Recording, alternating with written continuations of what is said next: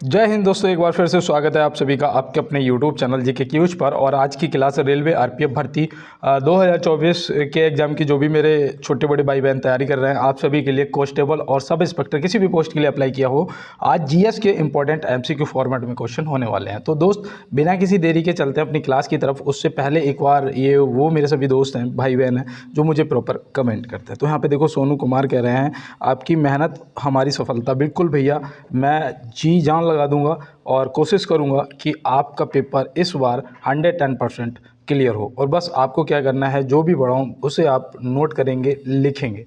ये देखो मैं हमेशा से आपसे बोलता आ रहा हूँ और आप लोग ज़रूर करो। और यहाँ पे देखो, यहाँ पे रीमा कह रही हैं नाइस क्लास सर।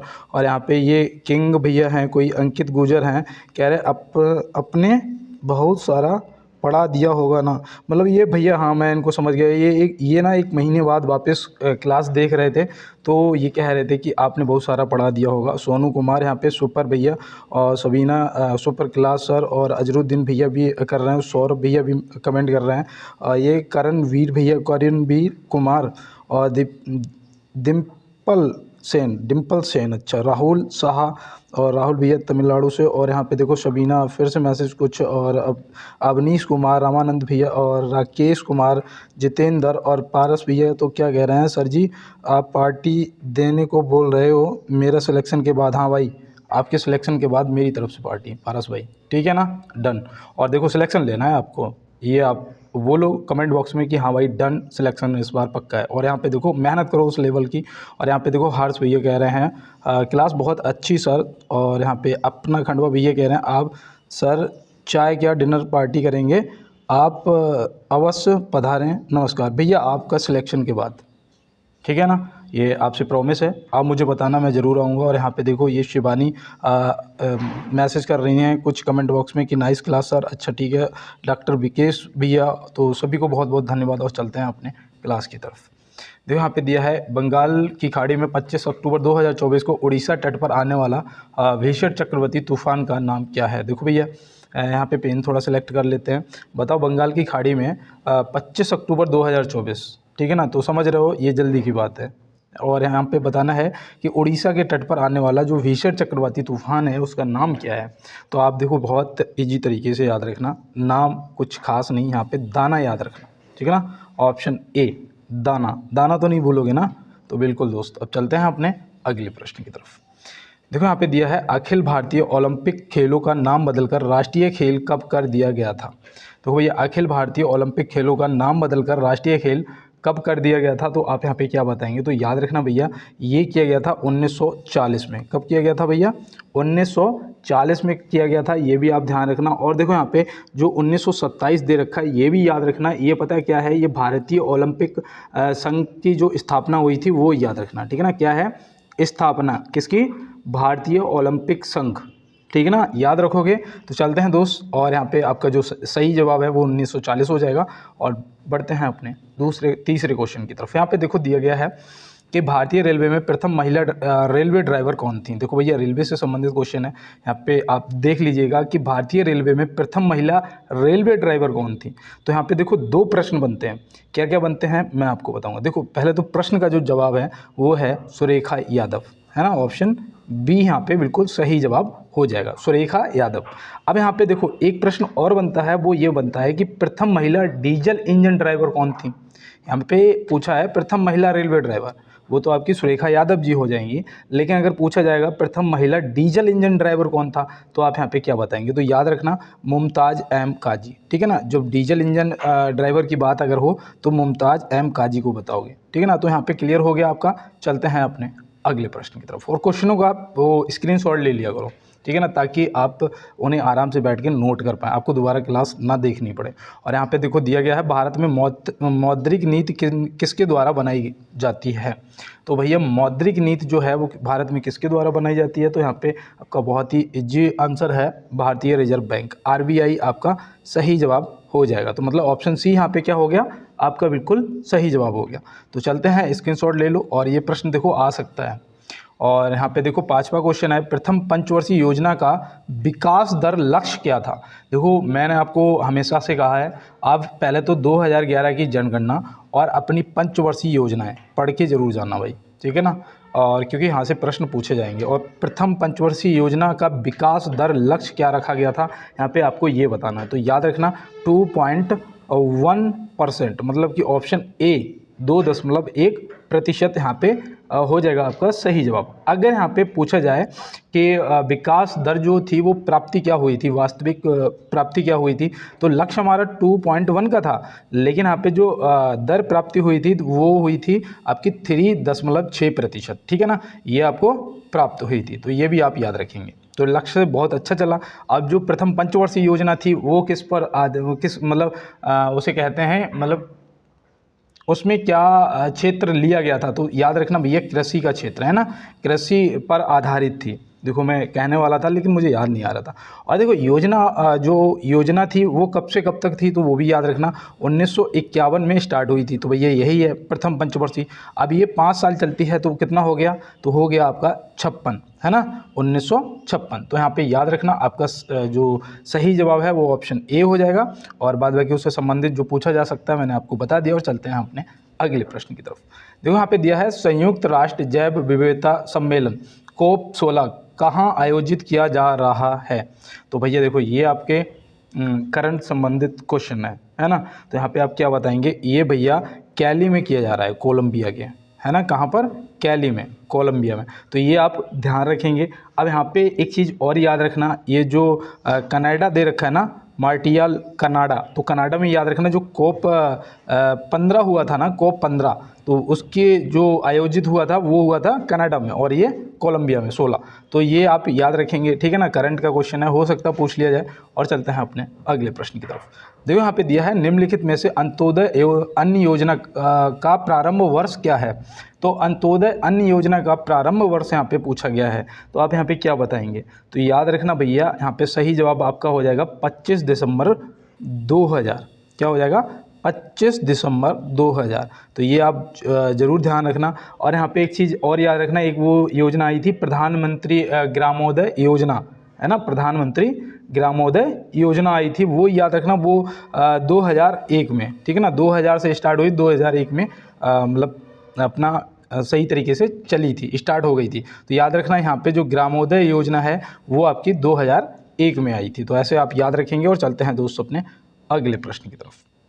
देखो यहाँ पे दिया है, किस पंचवर्षीय योजना के दौरान राउरकेला इस्पात कारखाना स्थापित किया गया था। तो देखो ये यहाँ पे पंचवर्षीय से संबंधित मैंने कुछ क्वेश्चन आज लग रहा है यहाँ पे लिए हैं। तो यहाँ पे याद रखना भैया, ये हुई थी द्वितीय पंचवर्षीय योजना में। किसमें हुई थी, द्वितीय। देखो जो प्रथम थी वो आपकी कृषि से संबंधित थी, है ना, जो द्वितीय है ये औद्योगिकरण से संबंधित थी, ठीक है, किसे, औद्योगिकरण से संबंधित थी। अब इसी में आपकी पंचवर्षीय योजना के दौरान ही, द्वितीय पंचवर्षीय योजना के दौरान राउरकेला इस्पात संयंत्र इसकी कारखाने की स्थापना की गई थी, ठीक है ना। तो ये आप याद रखेंगे। और देखो एक और था, उसका नाम था भिलाई, है ना, भिलाई, और 3 की हुई थी, और एक था दुर्गपुर। देखो याद आ गया मुझे सही टाइम पे। तो यहाँ याद रखना, एक भिलाई, ये भिलाई, और एक दुर्गपुर, और एक राउरकेला, 3 स्थापित हुए थे द्वितीय पंचवर्षीय योजना में, ठीक है ना। और ये जो हमारा ये राउरकेला था, ये कौन से देश के सहयोग से हुआ था, तो ये आप बताइएगा, हो सकता है कि पूछ लिया जाए। तो याद रखना जर्मनी की सहायता से। किसके सहायता से, जर्मनी की सहायता से स्थापित हुआ था। और तृतीय पंचवर्षीय योजना में देखो एक वो हुआ था आपका बोकारो, है ना, कौन सा हुआ था, वोकारो, जो कि मुझे अभी याद है, ठीक है ना, वोकारो है। और ये रूस के सहयोग से स्थापित हुआ था। किसके, रूस के सहयोग से स्थापित हुआ था। तो यहाँ पे ये देखो आप याद रखना, स्क्रीनशॉट ले लो। और चलते हैं अपने अगले प्रश्न की तरफ। देखो यहाँ पे दिया है, भारतीय पूंजी बाजार को मुख्य रूप से कितने भागों में बांटा गया है। भारतीय पूंजी बाजार को मुख्य रूप से कितने भागों में बांटा गया है। तो आप यहाँ पे क्या बताएंगे। देखो वैसे मैं आपको यहाँ पे बताऊँ, आपका जो सही जवाब है वो तो हो जाएगा 2 प्रकार। अब वो 2 प्रकार कौन कौन से हैं, देखो एक तो आपका यहाँ पे जो हो जाएगा प्राथमिक, और प्राथमिक मैं लिख देता हूँ, और दूसरा आपका जो है वो हो जाएगा द्वितीयक, ठीक है ना, कौन सा, द्वितीयक। तो दो भागों में बांटा है, एक को आप वैसे बोल सकते हो गिफ्ट एंड बाजार और दूसरा आपका औद्योगिकरण प्रतिपूर्ति बाजार, है ना। तो ऐसे आप बता सकते हैं। और यहाँ पे आपके दो भागों में बांटा गया है, तो ये भी आप ध्यान रखेंगे, प्राथमिक और द्वितीय। तो यहाँ पे देखो दिया गया है कि राष्ट्रीय मैराथन दौड़ पहली बार आयोजित कब हुई थी। तो राष्ट्रीय मैराथन दौड़ जो है वो पहली बार आयोजित कब हुई थी, तो आप यहाँ पे क्या बताएंगे। तो यहाँ पे जो आपका सही जवाब है वो क्या हो जाएगा। तो याद रखना दोस्त 1918 यहाँ पे जो है वो आपका ऑप्शन ए सही जवाब हो जाएगा, ठीक है ना। तो ये आप याद रखेंगे। और दूसरा देखो ये कहाँ पर हुई थी, वो भी याद रखना, पुणे में हुई थी। कहाँ पर, पुणे में हुई थी। तो ये भी आपको ध्यान में रखना है, ठीक है ना। 1937 में क्या हुआ था बताओ। 1937 में भारत में table tennis federation of India की स्थापना हुई थी। क्या, table tennis federation of India की स्थापना हुई थी। तो ये भी आप ध्यान रखेंगे। देखो पेन नहीं है, थोड़ा मुझे लिखने में आज दिक्कत हो रही है। और यहाँ पे देखो नेक्स्ट क्वेश्चन है कि सैफ अंडर 17 चैंपियनशिप का खिताब किस देश ने जीता था। तो सैफ अंडर 17 चैंपियनशिप का खिताब जो है वो किस देश ने जीता था। तो यहाँ पे आप क्या बताएंगे। तो यहाँ पे याद रखना वो था हमारा अपना प्यारा भारत, ऑप्शन ए, है ना, अपना प्यारा भारत, ऑप्शन ए सही जवाब हो जाएगा। और दूसरा याद रखना हारा कौन था, वो था बांग्लादेश। कौन हारा था भैया, तो हारा था बांग्लादेश। तो ये भी याद रखना, ये बांग्लादेश हार गया था और यहाँ पे भारत जो था वो जीत गया था। अब यहाँ पे ये बताओ कि सैफ अंडर 17 है क्या, हॉकी है कि बैडमिंटन है कि आपका क्रिकेट है, ये है क्या। तो भैया याद रखना ये है फुटबॉल। क्या है, फुटबॉल का मैच, ठीक है ना। तो ऐसे याद रखना भैया, हो सकता है कहीं पूछ लिया जाए। और चलते हैं अपने अगले प्रश्न की तरफ। यहाँ पे देखो हमारा जो अगला क्वेश्चन है वो है कि पहला मानव विकास सूचकांक किसने तैयार किया था। तो पहला मानव विकास सूचकांक जो है वो किसने तैयार किया था। तो यहाँ पे जो आपका सही जवाब है वो हो जाएगा महबूब उल हक। महबूब उल हक ये कहाँ के थे, ऑप्शन बी यहाँ पे सही जवाब हो जाएगा। अगर पूछ लिया जाए ये कहाँ के, तो याद रखना भैया ये हैं पाकिस्तान के एक अर्थशास्त्री, ठीक है ना। कौन है, अर्थशास्त्री। तो ऐसे आप ध्यान रखेंगे। महबूब उल हक कहाँ के, पाकिस्तान के। तो ये आप याद रखना, स्क्रीनशॉट ले लो दोस्त। और चलते हैं अपने अगले प्रश्न पे। देखो यहाँ पे दिया है अंतर्राष्ट्रीय रक्तदान दिवस कब मनाया जाता है। देखो मैं पहले तो आपको एक बात बता दूं, अगर आप 18 साल के हो गए हो तो भाई एक बार रक्तदान जरूर करें, है ना, रक्तदान जरूर करें। और यहाँ पे देखो जो प्रश्न दिया गया है यहाँ पे अंतर्राष्ट्रीय रक्तदान दिवस कब मनाया जाता है। तो आप यहाँ पे क्या बताएंगे, याद रखना 14 जून को मनाया जाता है। कब, 14 जून, ऑप्शन सी यहाँ पे आपका सही जवाब हो जाएगा। और देखो यहाँ पे 5 जून दे रखा है, 5 जून को याद रखना विश्व पर्यावरण दिवस मनाया जाता है। क्या, पर्यावरण दिवस मनाया जाता है। तो ये भी आप याद रखेंगे। 21 जून को क्या मनाया जाता है बताओ, अगर याद हो तो बताओ। 21 जून को अंतर्राष्ट्रीय योग दिवस मनाया जाता है। क्या, अंतर्राष्ट्रीय योग दिवस। स्क्रीनशॉट ले लो। और देखो एक बार रक्त जरूर डोनेट करो, क्योंकि हो सकता है कि हम अगर कुछ ना कर पाएँ तो हमारा जो रक्त है ना वो किसी को एक जीवन दे सकता है ना दोस्त। यहाँ पे देखो दिया है पहला विश्व कप फुटबॉल प्रतियोगिता कहाँ आयोजित किया गया था। तो पहला विश्व कप फुटबॉल प्रतियोगिता जो है वो कहाँ आयोजित किया गया था। तो आप यहाँ पे क्या बताएंगे। यहाँ पे याद रखना भैया ये उरुग्वे में किया गया था, उरुग्वे में, है ना, उरुग्वे। आप ऑप्शन ए यहाँ पे ध्यान रखेंगे, हो सकता है कि पूछ लिया जाए। और यहाँ पे याद रखना ये कब हुआ था, शायद 1930 में हुआ था, है ना, 1930 में हुआ था। देखो ये मुझे अभी थोड़ा डाउट है इस पर, लेकिन मैंने सही पढ़ा था, है ना, 1930 में हुआ था। और इसमें जो प्रथम विजेता था ना वो भी उरुग्वे ही था। प्रथम जो विजेता था वो भी उरुग्वे था। लेकिन इसमें हारने वाला देश कौन था बताओ। तो याद रखना उप विजेता था ऑस्ट्रेलिया। उप विजेता कौन था भैया, ऑस्ट्रेलिया। तो ये भी आप ध्यान रखेंगे, ठीक है ना। अब इसका स्क्रीनशॉट ले लो और चलते हैं अपने अगले प्रश्न की तरफ। देखो यहाँ पे हमारा अगला प्रश्न है निम्नलिखित में से खजुराहो मंदिर किस राज्य में स्थित है। खजुराहो मंदिर किस राज्य में स्थित है। बहुत सरल क्वेश्चन है। और कुछ दोस्तों ने इसका आंसर भी कर दिया होगा कि मध्य प्रदेश के साथ साथ में ये भी बता दिया होगा कि इसका मध्य प्रदेश की जगह छतरपुर भी लिखा हुआ हो सकता है। क्या, छतरपुर, है ना, छतरपुर लिखा हुआ हो सकता है। देखो ये राज्य है और छतरपुर में स्थित है, ये भी आप ध्यान रखेंगे, ठीक है ना मंदिर। और देखो यहाँ पे एक चीज़ याद रखना, महाराष्ट्र से आप उसको, उस मंदिर को याद रखना, क्या नाम था, देखो मुझे याद नहीं आ रहा, महाबलेश्वर मंदिर, हाँ महाबलेश्वर मंदिर। देखो आज मुझे ना थोड़ा कम याद आ रहा है, तो महाबलेश्वर मंदिर जो है वो आप याद रखना महाराष्ट्र में है। और वृद्धेश्वर मंदिर जो है वो राजस्थान के पुष्कर में। उस दिन देखो मैंने आपको बताया था, देखो मैंने आपको बताया था कि ब्रह्मा जी का एकमात्र जो मंदिर है वो कहाँ है, पुष्कर में, ठीक है ना। तो हम लोग इसी मंदिर की बात कर रहे हैं कि यहाँ पे जो ब्रह्मा मंदिर है वो कहाँ है, पुष्कर राजस्थान में, ठीक है ना। तो ये भी भूलना नहीं है यार। और चलते हैं अपने, स्क्रीनशॉट ले लो, चलते हैं अपने अगले प्रश्न पे। देखो यहाँ दिया है 2024 में गामा इंटरनेशनल फाइटिंग चैंपियनशिप में एमएम फाइट जीतने वाले पहले भारतीय कौन बने हैं। तो देखो भैया 2024 की बात है और पहले भारतीय बने हैं कौन, एमएम फाइट में।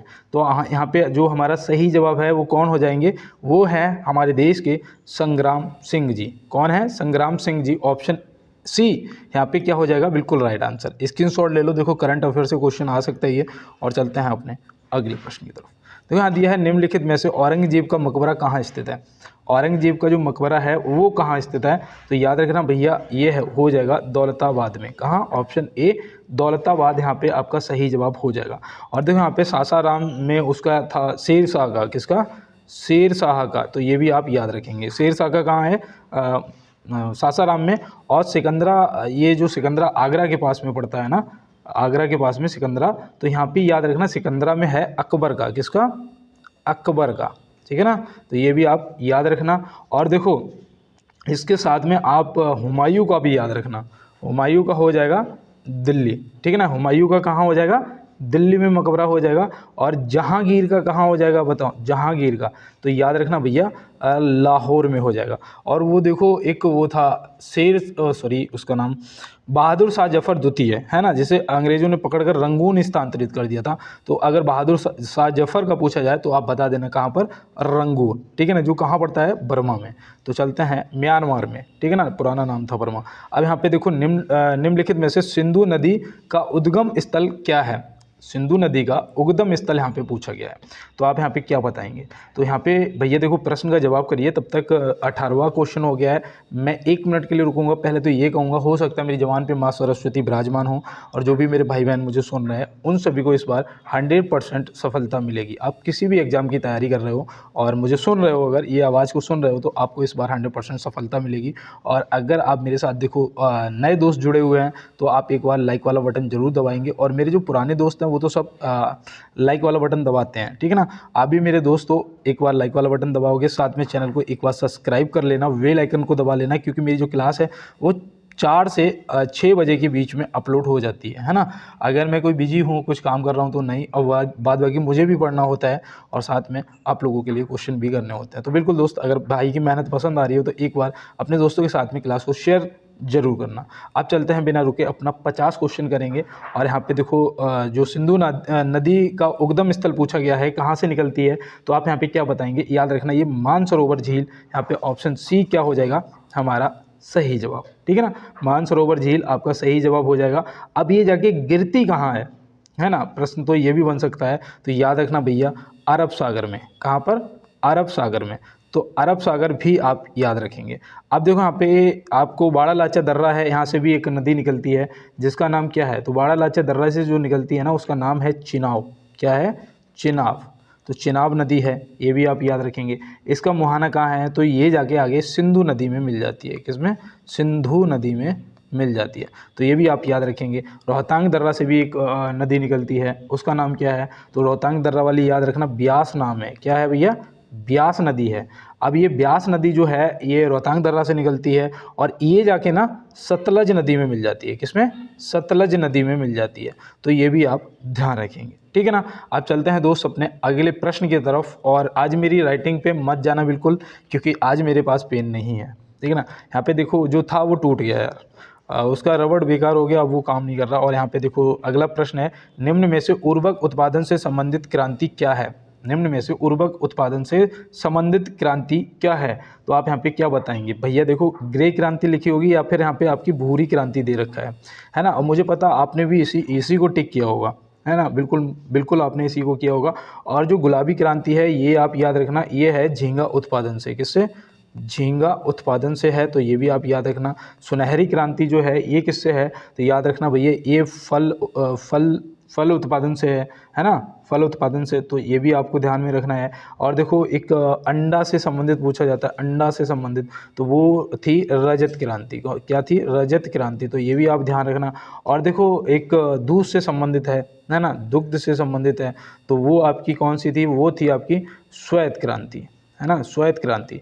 अब देखो एक दुग्ध से संबंधित वो भी चला था क्या? ऑपरेशन फ्लड, है ना, ऑपरेशन फ्लड भी चला था, ये दूध की उत्पादन को बढ़ाने के लिए चला था, ठीक है ना, तो ये भी याद रखना। चलो बहुत ज़्यादा इस क्वेश्चन पे हम लोगों ने समय दे दिया। और यहाँ पे देखो अगला प्रश्न है कि 1857 की क्रांति का नेतृत्व फतेहपुर से किसने किया था?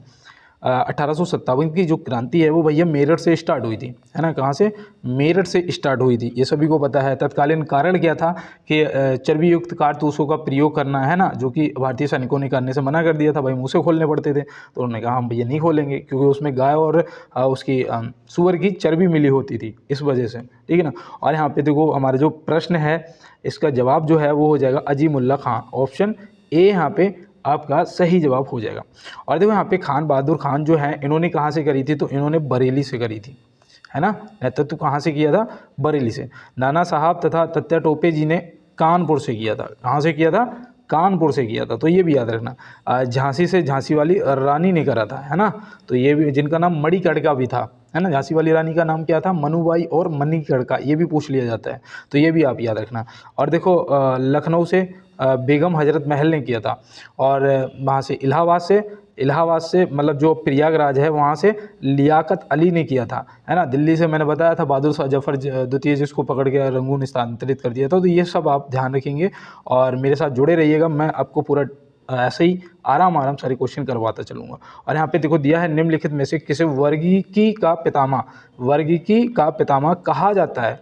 तो आप यहाँ पे क्या बताएंगे? तो वर्गीकी का पितामह किसे कहते हैं? तो यहाँ पे सही जवाब हमारा जो है वो हो जाएगा कार्ल लीनियस, है ना, कार्ल लीनियस। तो आप ऑप्शन ए यहाँ पे सही टिक करेंगे। और चलते हैं अपने अगले प्रश्न की तरफ। मुझे बहुत तेज जुकाम है और फिर भी देखो दोस्त, पढ़ाई तो करनी पड़ेगी, मेहनत तो करनी पड़ेगी, नहीं तो फिर कैसे जीने का फ़ायदा ही क्या है ना। अगर पढ़ाई नहीं कर रहे तो फिर क्या फ़ायदा है। और यहाँ पे देखो दिया गया है निम्न में से निर्वात में प्रकाश का वेग कितना होता है? निम्न में से निर्वात में प्रकाश का जो वेग है वो कितना होता है? तो आप यहाँ पे क्या बताएंगे? अगर सोचो ये क्वेश्चन आ गया होता तो आप क्या टिक लगाते? लगाओ। तो यहाँ पे बिल्कुल आपने लगाया होगा 3 गुणे 10 की पावर 10 मीटर प्रति सेकेंड। इससे पता है, इसे दूसरी तरीके से मैं आपको बताऊं, देखो ये कितना बना जाके, ये आपका हो जाएगा, मैंने इसे पता है लिख रखा है 2992792 458, है ना। अब इसे गिन लीजिएगा कितना बना जाएगा, इकाई, दहाई, सैकड़ा, हज़ार, 10,000, लाख, 10 लाख, करोड़, 10 करोड़, ये 29 करोड़ 97,92,458। मतलब इसे पता कितना बोल सकते हो? इसे 3 लाख किलोमीटर बोल देते हैं, 3 लाख किलोमीटर प्रति सेकंड की स्पीड, है ना, 3 लाख किलोमीटर प्रति सेकंड की स्पीड बनेगी जाके ये, तो ये याद रखना, ठीक है ना। और देखो ये मीटर में है और ये 3 लाख इसे कर दिया तो ये किलोमीटर में हो जाएगी कन्वर्ट करने के बाद, ठीक है ना। तो ये आप याद रखना। और यहाँ पे जो आपका ऑप्शन सी है वो क्या हो जाएगा? बिल्कुल सही जवाब हो जाएगा। और चलते हैं अपने अगले प्रश्न की तरफ। देखो यहाँ दिया है कौन सा राज्य प्रधानमंत्री सूर्य घर मुफ्त बिजली योजना के तहत छत पर सौर ऊर्जा की स्थापित क्षमता में पहला राज्य बन रहा है या बन गया है? तो यहाँ पे आप क्या बताओगे? वो पहला राज्य पता कौन बन रहा है? तो यहाँ पे सही जवाब आपका हो जाएगा गुजरात, जो कि यहाँ नहीं दिया है। इनमें से कोई नहीं आपका सही जवाब होगा, क्योंकि वो राज्य है गुजरात, ठीक है ना, गुजरात। तो ये आप ध्यान में रखेंगे दोस्त। और चलते हैं, इसका स्क्रीनशॉट ले लो, देखो ये इंपॉर्टेंट क्वेश्चन है, हो सकता है पेपर में पूछ लिया जाए। और चलते हैं इसके साथ में अपने अगले प्रश्न पे। देखो यहाँ दिया है निम्न में से AIR का पूर्ण रूप क्या है? AIR का पूर्ण रूप क्या है? तो आप यहाँ पे क्या बताएंगे? इसका सीधा सा मतलब है ऑल इंडिया रेडियो। क्या है भैया? All India radio. Option C यहाँ पे क्या हो जाएगा, सही जवाब हो जाएगा। और ये देखो यहाँ पे इलेक्ट्रोकार्डियोग्राम दिया है, ये आपको पता होगा, ऐसे नहीं याद आ रहा होगा। अभी देखो आपको याद आ जाएगा, ईसीजी है ना, ईसीजी होता है ना बॉडी में, बॉडी का ईसीजी होता है, वो होता है इलेक्ट्रोकार्डियोग्राम। ये किसके, हृदय के लिए होता है, किसके लिए होता है, कमेंट बॉक्स में बताओ। और चलते हैं अपने अगले प्रश्न पे। निम्न में से बहमनी वंश का संस्थापक कौन था? बहमनी वंश, तो बहमनी वंश का भैया कौन था? तो यहाँ पे सही जवाब हसन गंगू, अलाउद्दीन हसन गंगू। ऑप्शन ए हो जाएगा क्या, बिल्कुल दोस्त आपका सही जवाब। और चौहान वंश के थे वासुदेव जी। चौहान वंश के संस्थापक कौन थे? तो वो थे वासुदेव जी। और ये देखो दंती दुर्ग, ये जरूर याद रखना, ये हो सकता है पूछ लिया जाए, राष्ट्रकूट वंश है ना, राष्ट्रकूट वंश, तो ये भी आप याद रखेंगे दोस्त। और मैं उम्मीद करता हूँ ये भी यहाँ पे भी आपको सारे प्रश्न समझ आए होंगे। स्क्रीनशॉट लेंगे आप और बढ़ेंगे अपने अगले प्रश्न की तरफ। देखो यहाँ पे दिया है परम शून्य ताप का मान कितना होता है? परम शून्य ताप का मान कितना होता है, मतलब यहाँ पे पूछने का पता क्या है, यहाँ पे पूछने का ये है कि मान लो 0 डिग्री सेल्सियस है ना, मतलब 0 केल्विन जो है इसका मान पूछा है, ऐसे समझिए, ठीक है ना। केल्विन में 0 हो जाएगा, फ़ारेनहाइट में अगर बात करेंगे तो हो जाएगा -460 डिग्री फ़ारेनहाइट, है ना। अब यहाँ पे क्या बताना है, यहाँ पे आपको सेल्सियस में बताना है, ऐसे समझिए। तो परम शून्य ताप का मान कितना होता है, तो आप यहाँ पे क्या बता देंगे, -273.15 डिग्री सेल्सियस। ऑप्शन सी सही जवाब हो जाएगा। देख लो ये तीनों ना बराबर हैं, ये तीनों जो मान है, केल्विन में ये रहा और यहाँ पे फ़ारेनहाइट में आपका ये रहा, ठीक है ना, सेल्सियस में ये रहा, केल्विन में ये रहा। तो ये आप अपना नोट कर लो, देखो स्क्रीनशॉट ले लो, ये तीनों का मान सेम है, ठीक है ना, किसी का भी पूछा जाएगा आप बता देंगे। तो चलते हैं दोस्त अपने अगले प्रश्न की तरफ। तो यहाँ पे दिया है निम्नलिखित में से तृतीय बौद्ध संगति कहाँ आयोजित हुई थी? तो आजकल शोक नहीं, जिनके शासनकाल में हुई थी आप समझ जाएंगे। और यहाँ पे किसके बौद्ध संगति आयोजित हुई थी, तो याद रखना ये तृतीय वाली जो है ये हुई थी आपकी पाटलिपुत्र में। कहाँ पर? पाटलिपुत्र में। और जो प्रथम आपकी राजगृह में हुई थी, तो ये भी आप याद रखेंगे। और वैशाली में कौन सी हुई थी? तो वैशाली में द्वितीय हुई थी। फिर कुंडलवन में एक हुई थी, तो भैया देखो यहाँ पे पहली, दूसरी, तृतीय, ये चौथी हुई थी। कुंडलवन मतलब कश्मीर का पुराना जो नाम है पुराना वो क्या है? कुंडलवन। तो आप ध्यान रखेंगे, ठीक है ना। चलते हैं दोस्त अपने अगले प्रश्न की तरफ। तो यहाँ दिया है निम्न में से अकबरनामा किसने लिखा था? निम्न में से अकबरनामा किसने लिखा था? तो याद रखना अबुल फजल ने लिखा था। ऑप्शन ए यहाँ पे क्या हो जाएगा आपका सही जवाब हो जाएगा। और देखो यहाँ पे गुलबदन बेगम जो है इन्होंने वो लिखा था हुमायूं नामा, क्या हुमायूं नामा लिखा था, तो ये भी आप ध्यान रखेंगे। तो बिल्कुल दोस्त चलते हैं। और ये बीरबल किसके दरबार में थे? अकबर के दरबार में। चलते हैं दोस्त अपने अगले प्रश्न पे। तो यहाँ दिया है राष्ट्रीय खाद्य तेल मिशन आयल पाम के तहत 2025-26 तक कच्चे पाम तेल का उत्पादन लक्ष्य क्या है? तो आपको यहाँ पे लक्ष्य बताना है। देखो ये आपका करंट का क्वेश्चन है। राष्ट्रीय खाद्य तेल मिशन आयल पाम के तहत 2025-26 तक कच्चे पाम तेल का उत्पादन लक्ष्य क्या है? तो यहाँ पे याद रखना भैया 11.20 लाख टन। ऑप्शन सी यहाँ पे क्या हो जाएगा आपका बिल्कुल सही जवाब दोस्त हो जाएगा। और चलते हैं इसके साथ में अपने अगले प्रश्न की तरफ। तो यहाँ दिया है भारतीय संविधान के किस अनुच्छेद द्वारा किसी राज्य में राष्ट्रपति शासन लगाया जा सकता है? देखो ये तो मैंने आपको बताया था राष्ट्रीय आपातकाल भैया, है ना, राष्ट्रीय आपातकाल आपका हो जाएगा। और यहाँ पे देखो ये आपका वित्तीय आपातकाल हो जाएगा, है ना, वित्तीय आपातकाल जो कि आज तक नहीं लगा, एक बार भी नहीं लगा, है ना। और ये आपका राष्ट्रीय आपातकाल 3 बार लगा है। और अनुच्छेद 356 जो यहाँ पे दे रखा है वो क्या है? वो आपका यहाँ पे बिल्कुल सही जवाब हो जाएगा, है ना, ये राष्ट्रपति शासन लागू करने के लिए। तो यहाँ पे ये आप ध्यान रखेंगे। और चलते हैं इसके साथ में, देखो स्क्रीनशॉट ले लो। चलते हैं दोस्त अपने अगले प्रश्न की तरफ। यहाँ पे दिया है राष्ट्रीय मधुमक्खी अनुसंधान संस्थान कहाँ स्थित है? आज मुझे एक बच्चे ने वो किया था व्हाट्सएप पे मैसेज किया था कि भैया चारा अनुसंधान कहाँ है? क्या किया था? चारा अनुसंधान कहाँ है? और मैंने बताया भी था कि चारा अनुसंधान जो है वो कहाँ है। और आप भी कमेंट बॉक्स में बताइए अगर आपको पता है चारा अनुसंधान जो है वो कहाँ है, वो कमेंट बॉक्स में बताइए। और प्रश्न का जवाब यहाँ पे आपका पूरे हो जाएगा, जो कि ये तो आपने ऑप्शन सी जो है राष्ट्रीय मधुमक्खी अनुसंधान संस्थान लगा दिया होगा, है ना। तो यहाँ पे आपका सही जवाब हो जाएगा। और देखो एक आपसे वो भी पूछा जा सकता है पक्षी अभ्यारण्य, है ना, पक्षी अनुसंधान अभ्यारण्य, अभ्यारण्य तो बहुत सारे हैं, पक्षी अनुसंधान संस्थान, तो याद रखना वो है आपका इज्जत नगर बरेली में, ठीक है ना, वो आप याद रखना। देखो राष्ट्रीय अश्व अनुसंधान कहाँ है, तो अश्व मतलब घोड़ा है ना, अश्व, तो अश्व जो अनुसंधान है वो आपका हिसार में है, जो कि HR हरियाणा में पड़ता है ना, हिसार में। तो ये भी आप याद रखेंगे। तो और देखो आपका जो वो है वन अनुसंधान, मैंने बताया था कहाँ है, देहरादून में है ना। और एक आपको वो भी बताया था वनस्पति का अनुसंधान कहाँ है, तो वो भी आपका वहाँ था लखनऊ में है ना। एक आपका आलू अनुसंधान बताया था कहाँ है, शिमला में है ना। तो ये सब आप याद रखना। देखो मुझे याद हो जाते हैं, तो अगर आप दोस्त लिखोगे ना तो आपको याद हो जाएंगे, मैं आपको ये बता रहा हूँ सच्चाई। और देखो यहाँ पे दिया है निम्न में से रिलायंस कम्युनिकेशन के अध्यक्ष कौन हैं, तो भैया देखो सोच समझ के जवाब करना है। यहाँ पे मुकेश अंबानी, अनिल अंबानी और जितेंद्र कुशवाहा, 3 ऑप्शन हैं आपके पास। और यहाँ पे आपको बताना है रिलायंस कम्युनिकेशन के अध्यक्ष कौन हैं, तो आप यहाँ पे क्या बताएंगे, तो यहाँ पे बिल्कुल आपका अनिल अंबानी जिनने भी टिक किया है उनका जवाब जो है ऑप्शन बी सही हो जाएगा। अब कुछ लोग कहेंगे भैया मुकेश अंबानी है, तो मुकेश अंबानी जी जो हैं वो रिलायंस इंडस्ट्रीज के हैं, ठीक है ना, और कम्युनिकेशन के जो हैं वो अनिल अंबानी जी हैं। तो आप यहाँ पे दोनों लोग ध्यान रखेंगे, ठीक है ना। और चलते हैं दोस्त अपने अगले प्रश्न की तरफ। तो यहाँ पे दिया है राष्ट्रीय आय का आकलन निम्न में से कौन करता है, राष्ट्रीय आय का आकलन जो है वो कौन करता है, तो यहाँ पे आप क्या बताएंगे। देखो यहाँ पे थोड़ा सोच समझ के जवाब करिएगा, ठीक है ना, गलत नहीं होना चाहिए। तो यहाँ पे बिल्कुल आपने ऑप्शन सी लगाया, केंद्रीय सांख्यिकी संगठन, ऑप्शन सी आपका सही जवाब हो जाएगा।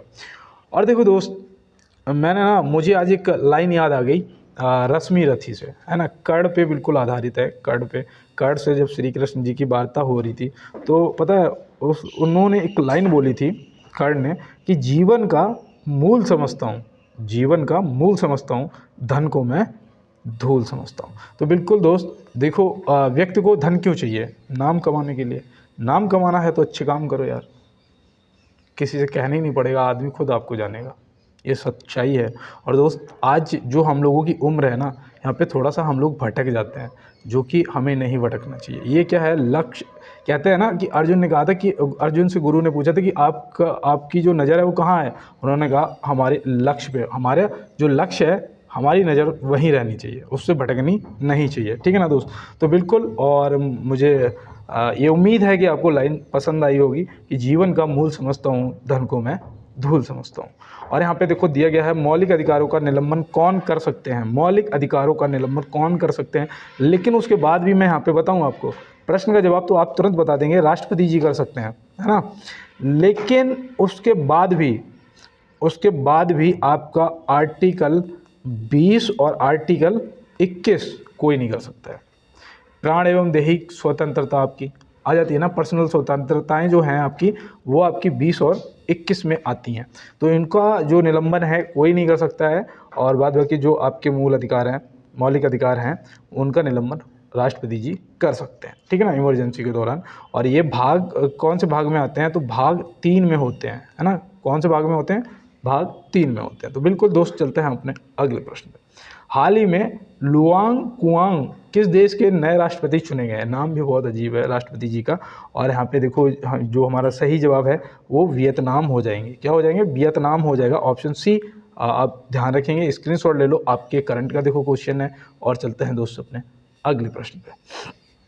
देखो यहाँ दिया है निम्न में से राष्ट्रपति जी का निर्वाचन किस अनुच्छेद में दिया गया है। राष्ट्रपति जी का जो निर्वाचन है ये तो बहुत इजी क्वेश्चन है, आपने तुरंत किया होगा, अनुच्छेद 54 है ना, क्योंकि 72 में तो क्षमा दान दी गई है। मैंने उस दिन आपको बताया था कि 72 में क्या दिया गया है, अनुच्छेद 72 में क्या दिया गया है, तो आपने बताया था भैया क्षमा दान दिया गया है ना। राष्ट्रपति जी किसी को क्षमा दान दे सकते हैं, जो कि आप ऐसा समझो कि कोर्ट से अगर सज़ा हो गई हो, है ना, और वो अपना प्रार्थना पत्र राष्ट्रपति जी को भेजें, और उनको जो क्षमादान मतलब उन्हें उससे राहत या उससे छुटकारा जो है सज़ा से, वो सिर्फ राष्ट्रपति जी कर सकते हैं आर्टिकल 72 के तहत, है ना। मैं बिल्कुल सरल भाषा में आपको बताता हूँ ताकि आप समझ पाएँ।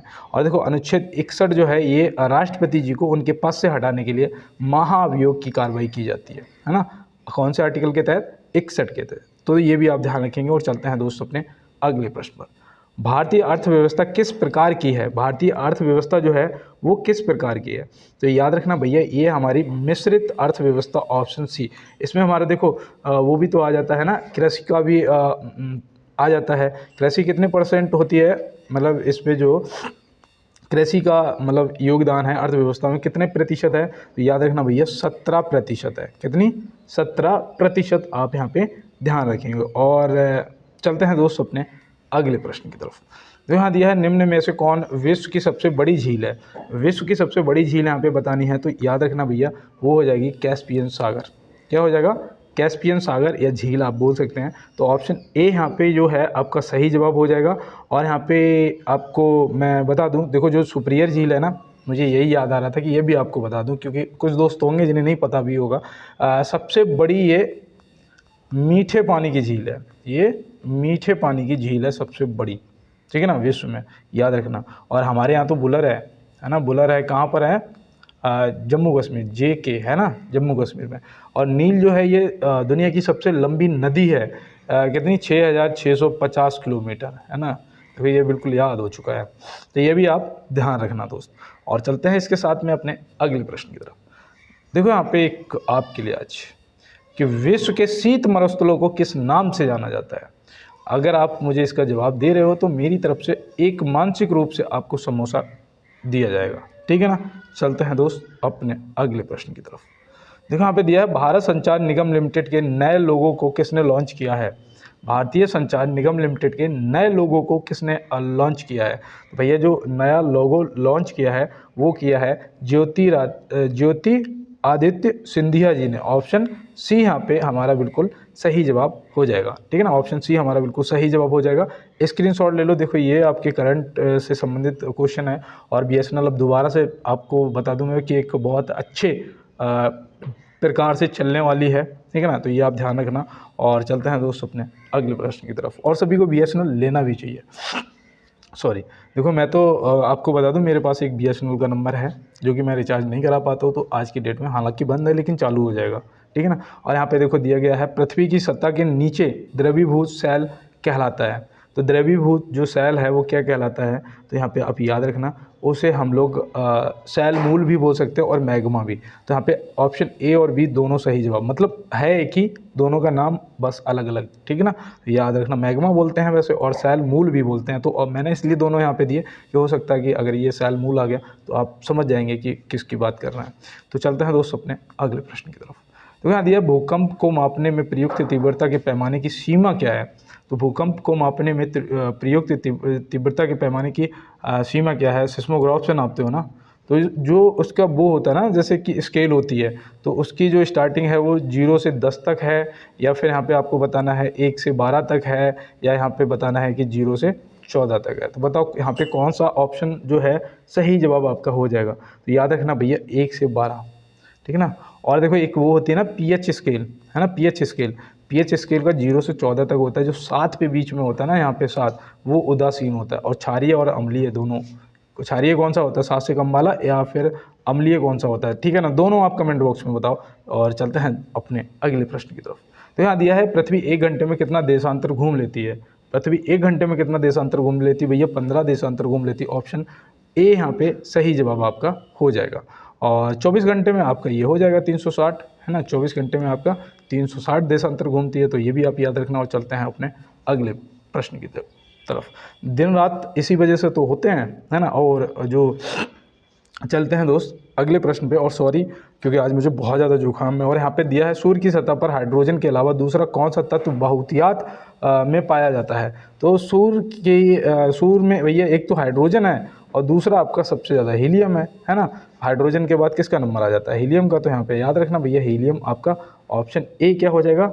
सही जवाब हो जाएगा। नाभिकीय संलयन पर कार्य करते हैं, तो ये भी याद रखना। और चलते हैं अपने अगले प्रश्न पे।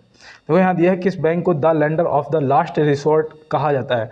और लास्ट कर्जदाता कौन होता है भैया? RBI, reserve bank of India. यहाँ पे ऑप्शन बी हो जाएगा सही जवाब, है ना।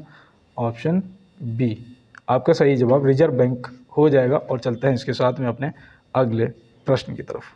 तो यहाँ दिया है भारत में जूट का अधिकतम क्षेत्र कहाँ पाया जाता है। भारत में जूट का अधिकतम जो क्षेत्र है वो कहाँ पाया जाता है भैया? पश्चिम बंगाल में पाया जाता है। सुंदरबन का डेल्टा भी वहीं है ना।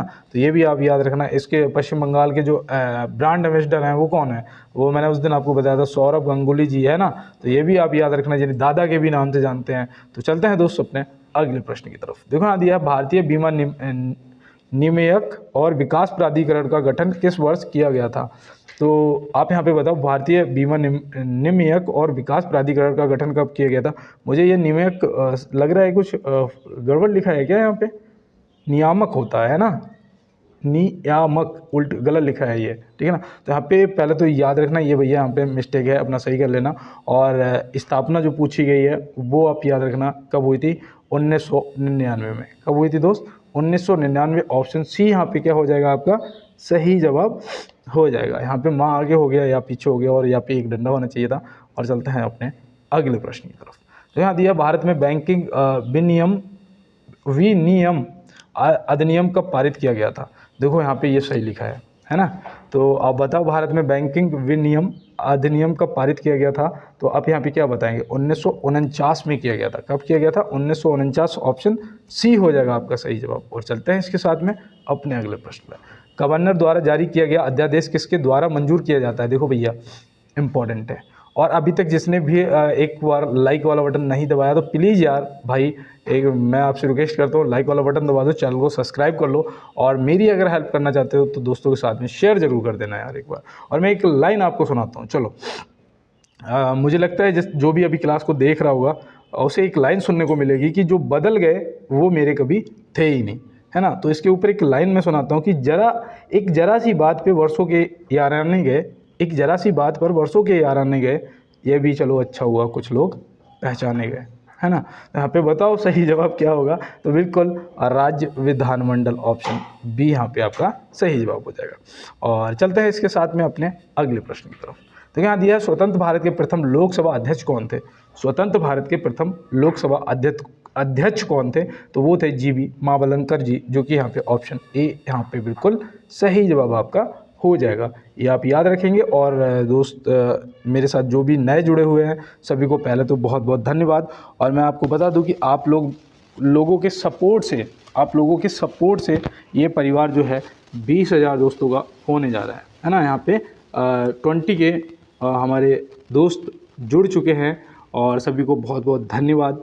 और दोस्त जो नेक्स्ट क्लास है वो आपको कल मिलेगी और इसका जो PDF है वो आपको टेलीग्राम पे मिल जाएगा। तो मिलते हैं दोस्त अगली क्लास में, तब तक के लिए मेरे सभी दोस्तों को मेरा जय हिंद।